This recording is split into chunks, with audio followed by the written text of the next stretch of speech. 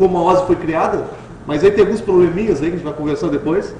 As camadas de protocolos, então o que cada camada dessas provê de serviços, para que ela serve, qual é a função.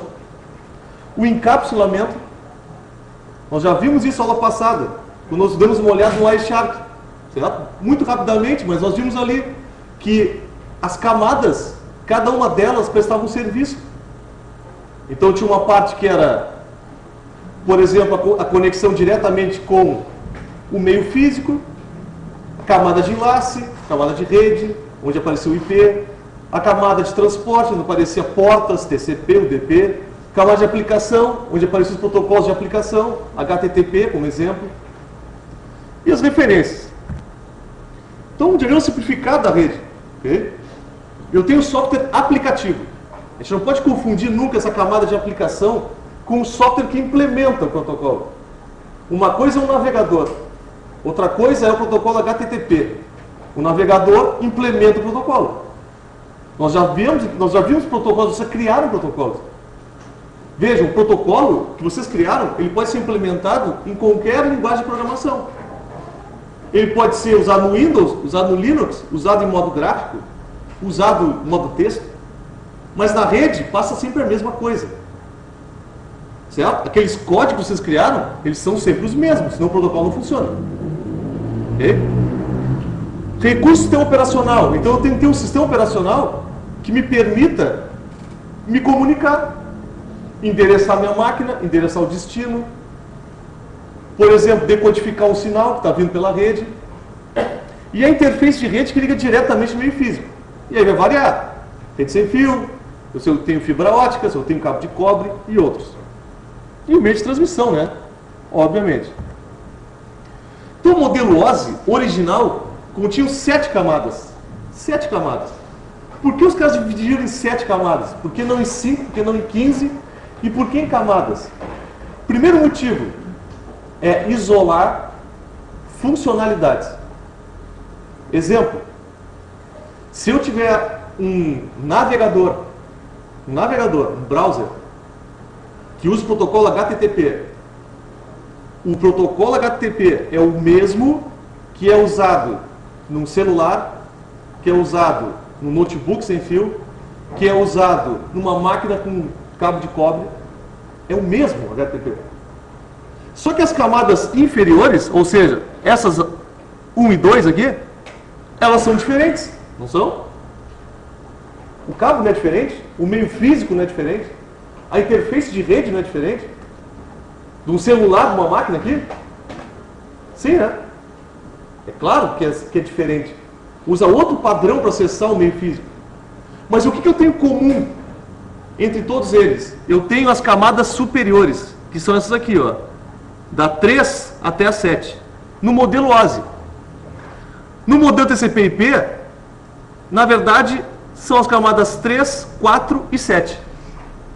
As camadas 6 e 5, elas foram, na verdade, reduzidas ou colocadas como camada 7.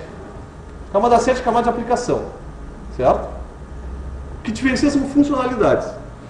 Então a ideia foi essa. Vamos criar um padrão, legal, criamos um padrão, juntou um monte de empresa aqui, sentamos, criamos um documento de 50 mil páginas. Está aqui, ó. A rede agora é essa. Todo mundo segue essa cartilha aqui. O que, na verdade, todos os outros caras que estavam usando a rede fizeram? Não, para aí, a gente já está usando aqui, isso aqui funciona. Vamos melhorar o que está funcionando aqui, porque isso aqui já está largamente implementado em vários locais. Não vamos partir do zero. Então, o que as empresas começaram a fazer? Começaram a adaptar o TCP/IP no seu padrão. Então, por exemplo, o TCP/IP se tornou universal, mas ele é adaptado a padrões. Por exemplo, padrão Ethernet, TCP/IP funciona em cima dele. O padrão Token Ring, TCP/IP em cima dele. Certo? Foram adaptados. Isso aqui vai aparecer quando a gente for ver o protocolo ARP, que é um protocolo que faz o meio de campo ali, entre endereçamento IP e endereçamento físico numa rede Ethernet, por exemplo. Então veja, os caras vão fazer umas gambiarras aí para a coisa funcionar. Então na camada física, pessoal, passando um pouco por cada uma dessas camadas, o que trata a camada física? Por exemplo, cabeamento, pinagem, sinal elétrico, codificação de sinal, Vimos aula passada. Como é que é representado, por exemplo, um endereço IP na rede? É um binário que é originado numa sinalização. Como é que isso aí é feito em nível físico? Ora, vai passar radiofrequência, vai passar luz, vai passar impulso elétrico, variação de amplitude, de frequência. Isso aqui quem trata é a camada física. Então, um exemplo. Rede Ethernet. Ela não funcionava em cabo coaxial, em fibra ótica, em cabo de cobre. É o mesmo padrão de rede. Então, vejam só. Eu tiro a camada física e eu coloco outra camada física, eu não mudo o restante das camadas. Então essa é a ideia de camadas. Guardem isso. Eu destaco uma camada, coloco outra. Ok? E não mudo as camadas superiores nem inferiores. O que eu tenho que mudar são as camadas que são superiores e inferiores diretamente à camada que eu modifiquei. Essa eu tenho que mudar. Por exemplo, se eu trocar aqui meu nível físico, trocar aqui, por exemplo, de fibra ótica para cabo coaxial, eu tenho que mudar minha interface. Eu tenho que mudar a forma como meus dados chegam na camada de enlace. Eu tenho que fazer esse meio de campo aí. Então, exemplos de protocolos, padrões. RS-232, cabo serial que a gente está usando aqui, certo? Foi usado bastante em redes isso. Dá para dizer que é uma rede de computadores, terminais. A ideia é acesso remoto. Então está valendo. DSL, por exemplo. A DSL é um padrão de codificação, de sinalização. Okay? Eu vou usar frequências em espectros diferentes para poder mandar dados e voz ao mesmo tempo, por exemplo. Fazer upload e download. Isso é definido aqui. Bluetooth também, mesma coisa. Então, exemplos aqui de dispositivos que são usados na camada física. Modem. Eu botei um modem aqui, um modem das antigas, certo? Modem de acesso discado. Um hub. Pô, de que trata hub? Hub não faz simplesmente repetição de sinal. Ele trabalha na camada física. Camada mais inferior possível. Então, o cabeamento que nós já tínhamos visto. Trata diretamente em relação à camada física. Interface de rede. Tem funcionalidades na camada de enlace, certo? Existem funcionalidades da interface de rede que são na camada de enlace. Uma maior parte delas trata de sinalização, conectores, certo? Que ficam na camada física. Um conversor de fibra. Por exemplo, de um lado cabo de cobre, do outro lado fibra. O que faz, cara? É um conversor de sinal. Chega impulso em formato de luz e ele converte para parte elétrica. Impulso elétrico. Ele trabalha com camada física, certo? Esse cara aqui é mais burrão, vamos dizer. Do ponto de vista de tecnologia embutida, tem pouca coisa, certo? A camada de enlace. Na camada de enlace tem algumas funcionalidades, por exemplo, controle de erros. Eu tenho controle de fluxo, ou seja, eu posso mandar variações de tráfego, de velocidade, e eu posso ter esse controle feito num equipamento, por exemplo. E aqui aparece, por exemplo, o protocolo ARP, os protocolos PPP. Alguém lembra de PPP aí, de acesso discado? Certo? Tu usava um usuário, uma senha, aquele é o protocolo PPP, que manda o usuário e a senha para o provedor. Esse cara trabalha na camada de enlace. Quando a gente for ver roteadores agora, vocês vão perceber o seguinte: os roteadores ligados um com o outro, eles se comunicam ou com HDLC, esse protocolo aqui, ou PPP. Porque a ligação é um par apenas. É por telefone, na verdade, é uma linha telefônica, é um cabo serial. Então eu tenho que fazer um ponto a ponto, é só 2 pontos. Então perceba a diferença. Eu tenho um protocolo ponto a ponto, eu tenho um protocolo multiponto. O protocolo ponto a ponto é mais simples, certo? É uma ponta para outra. A questão de endereçamento é muito fácil. Eu mando para o destino, só. É bem mais simples, né? Do ponto de vista de endereçamento. O spanning tree aparece aqui, frame relay e outros. Bom, caso clássico aqui de equipamento que trabalha na camada de enlace é o switch. Só que o switch tem mais funcionalidades, que eu posso usar um switch como um roteador também. Exemplo, ele é switch e roteador. Esse cara trabalha na camada de rede, porque ele tem roteamento. Mas o switch clássico é a camada de enlace. Detalhe, a camada de enlace ela é dividida em duas subcamadas. Então vejam, aparece a subcamada MAC. Lembra alguma coisa MAC para vocês aqui? Endereço físico, né? MAC address. Lembra, né? O que é MAC? É a forma de acesso ao meio físico. Então, como é que eu controlo o acesso ao meio físico? Depende, certo? Eu estou usando Ethernet, eu vou usar aquele esquema, por exemplo, de ver se alguém está transmitindo, eu não transmito. E o outro caso é o Logical Link Control. Então, qual é o efeito disso, pessoal? Eu posso mexer no meu meio físico e eu mantenho a subcamada, essa LLC, idêntica. Então, vejam, eu posso mudar como eu acesso a rede e eu ainda mantenho as camadas superiores idênticas. Sempre pensando nisso, pessoal, imagine sempre esse caso. Um celular e uma máquina, um PC. Ambos usam aplicações iguais. Eu uso um navegador, eu uso um chat, é o mesmo. Eu acesso o Facebook nos dois. Mas o que tem embaixo? Para a aplicação, não interessa. Não interessa, certo? Eu não diferencio a aplicação trabalha nas camadas superiores. Mas em baixo nível, trata-se de formas de acesso ao meio físico, tecnologias usadas para codificação de dados e outras. Endereçamento diferente também no nível mais baixo. Então a subdivisão é essa aqui. Eu tenho um acesso mais baixo nível e eu tenho acesso lógico. Então eu posso até trocar a forma de acessar o meio físico e eu mantenho a minha forma de acesso às camadas superiores igual. Ok? Bom, a camada de rede. Isso aqui é um papel fundamental. Porque é a primeira camada do TCP/IP. E essa camada aqui é responsável pelo endereçamento e roteamento. Então o endereço IP está aqui. E a gente vai ver depois que o pacote IP é o que passa entre redes. Então olha só, endereço físico tem validade apenas na rede local onde a gente está ligado. Ao passar por um roteador, só passa o pacote IP. Onde é que está o pacote IP? Ele está encapsulado, ele está dentro do quadro da rede local. Isso aparece claramente no PQ3, vai aparecer claramente no L-Sharp. Tá? Então esse cara aqui, endereçamento IP e roteamento, sem isso aqui a internet não funciona. Uma rede local não funciona. Ok?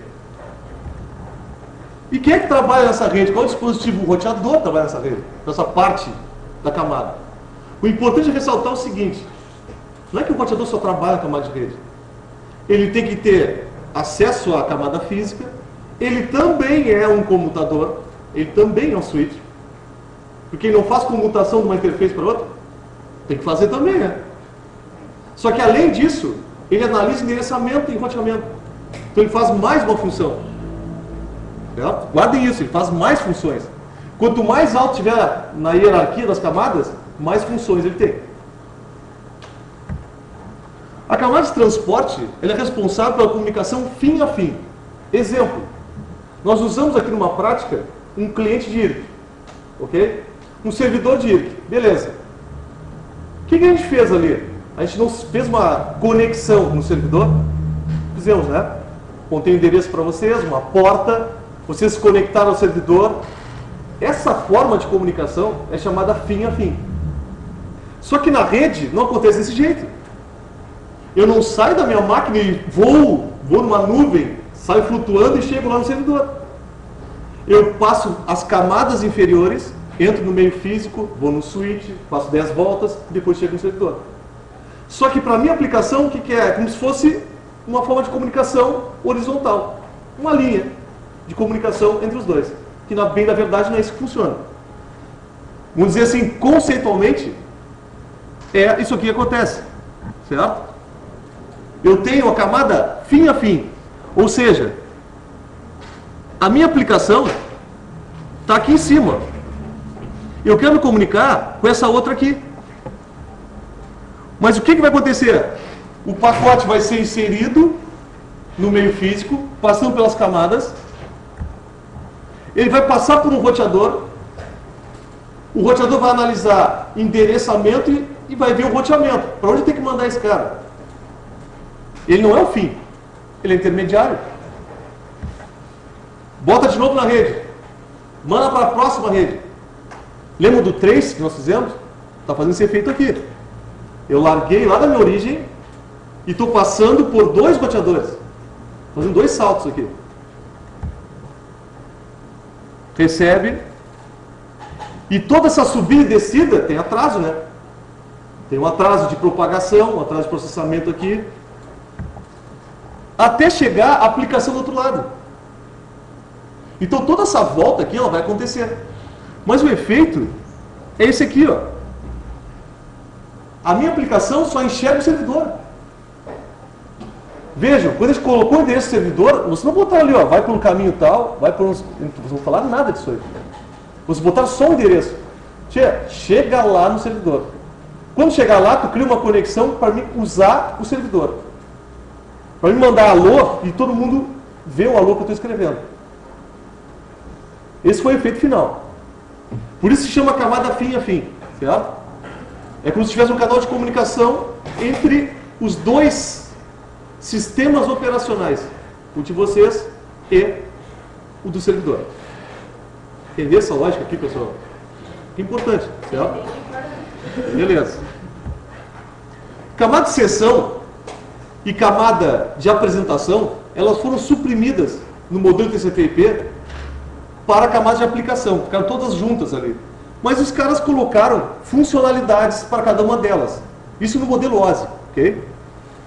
Então, o mecanismo de controle, certo? Exemplo aqui de sessão é o uso de SSL, de TLS, ou seja, adicionar criptografia, que acontece, por exemplo, eles acessam um site com HTTPS, é o mesmo HTTP, só que é incrementado a criptografia. Então, antes de eu trocar realmente mensagens, existe uma negociação, cria-se criptografia e depois troca a mensagem igualzinha, mesmo HTTP. Tá? Tem vários protocolos que usam isso. SSL principalmente. A camada de apresentação também envolve a questão de criptografia. Mas tem, por exemplo, compactação de dados. Se vê muito aqui, pessoal, em relação à transmissão de vídeo, de áudio, onde eu posso fazer codificação, diminuir a qualidade, aumentar a qualidade. Mas isso aqui, na verdade, ficou tudo em cima de camada de aplicação. O interessante de camada de aplicação, olha só que importante isso. Se eu criar um protocolo aqui, foi o que vocês fizeram. Vocês não sabiam ainda, mas vocês tinham criado um protocolo de camada de aplicação. Foi isso que vocês fizeram. Você não tem que mudar absolutamente nada. Todo o resto está pronto. Então, o que acontece hoje em dia? Tu tem milhares de protocolos de camada de aplicação. Podem criar qualquer um. Vocês podem criar agora. Podemos fazer outro exercício aqui, vocês criaram mais de 50 protocolos. O legal disso, em qualquer, se vocês conseguirem implementar, obviamente, uma linguagem de programação, mas em qualquer host que tenha TCP/IP, vai funcionar. Tanto o servidor quanto o cliente. Tanto o que espera a conexão, quanto o que gera a conexão. No caso do Wireshark, tem protocolos de todos os níveis, mas a maior parte deles está aqui. Então, protocolos comuns, exemplo, FTP, SCP, para troca de arquivos, SMTP para e-mail, POP, IMAP, HTTP, HTTPS, está tudo aqui, certo? A maior parte dos protocolos estão na camada de aplicação. Que fique claro, camada de aplicação é um protocolo. Aplicativo que implementa é um software, um processo que está rodando na máquina. É outra história. Bom, como é que isso aqui funciona na prática, então? Como é que funciona isso, essas camadas, como é que elas aparecem? Nós já vimos que os pacotes são formados por cabeçalho e controle. Ou, desculpe, cabeçalho e dados, né? Cabeçalho, controle e dados. Duas partes distintas. Então, cada camada dessas vai inserindo os seus controles. E para cada camada, ele recebe um nome. Certo? Então, vocês pegam esse exemplo aqui. Camada física está representada por binário. Mas na prática, a gente tem que ver qual é que é a forma de transmissão. Se for radiofrequência, eu vou ter que analisar a radiofrequência lá, a modulação, como é que está sendo feito. Se for sinal elétrico, 5 volts é 1, 0 é 0 volts. Ou menos 5 volts é 0, 5 volts. Ou quando sobe para 5 volts eu considero 0, quando desce é 1. Não sei. Essa é a forma de codificação. Na enlace de dados, eu tenho o cabeçalho de enlace de dados, eu tenho o cabeçalho de rede aqui, o cabeçalho de transporte, o cabeçalho de aplicação e os dados. Então veja que cada camada dessas vai inserindo o cabeçalho. O que eu tenho na minha origem? O cara entrou num site ali qualquer, no caso Facebook, e botou HTTP Facebook. Os dados que ele quer mandar para o Facebook permanecem os mesmos. Não vão ser modificados. Um roteador não vai modificar isso aí. Um switch não vai modificar. Um hub não vai modificar isso. Não tem sentido ele modificar, né? No meio do caminho. Mandei para o Facebook, mas aí o roteador achou que não. Eu vou lá para o Yahoo. Não tem sentido. Certo? Para que serve a rede? Não é para levar isso aqui de uma origem a um destino? De forma íntegra, de forma rápida. É isso que serve uma rede. Ok? Então, um exemplo aqui do pacote HTTP. Peguei um exemplo, bastante comum. Pacote HTTP. Ok.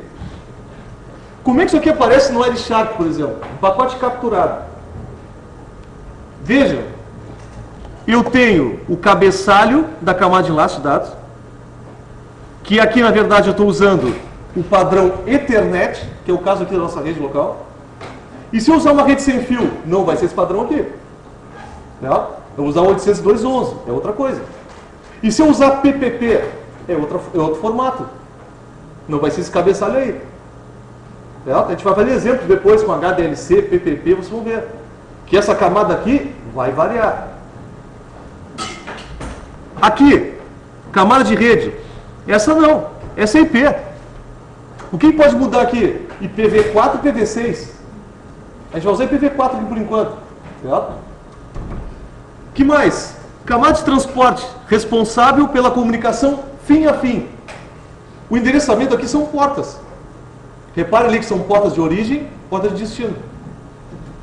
Não é que a gente usou ali para apontar para o servidor? Aquela porta, já falei isso para vocês, aquela porta, ela está em escuta no servidor, atrelada a um processo. Então tem lá um processo de execução com aquela porta aberta. Quando eu mando algum pacote para aquela porta, o sistema operacional lá do servidor vai pegar esse pacote e vai jogar para aquela porta e a aplicação do cara lá vai receber. O que ela vai fazer? Depende. Estou pedindo um arquivo? Bom, vai mandar um arquivo. Estou mandando oi? Tem que mandar para todo mundo? Ele vai fazer isso. Aí é questão de protocolo, o que faz cada um. Tá? E a camada de aplicação aqui é uma requisição, por exemplo. O que está sendo feito aqui? Ó? Estou solicitando um arquivo de nome, arquivo.ez, que está no raiz desse servidor. Eu estou pedindo um arquivo aqui. Esse está sendo feito. Então veja, esse GET, ele é uma mensagem do protocolo HTTP. Vou fazer aqui uma analogia com o que vocês fizeram. Vocês não criaram um protocolo? Não tinha lá uma mensagem, por exemplo, oi, e tinha uma resposta tudo bem? O oi é o GET. O que o servidor vai responder? Olha, não tenho esse arquivo. Tenho um arquivo, estou te mandando. Esse arquivo não pode ser aberto. Tu não tem permissão para esse arquivo. Bom, aí outra história. Aqui são códigos. Aqui é um código, ó. Eu recebo GET, que é uma mensagem estabelecida, e eu vou receber um retorno, por exemplo, 200 OK. É isso que eu vou receber.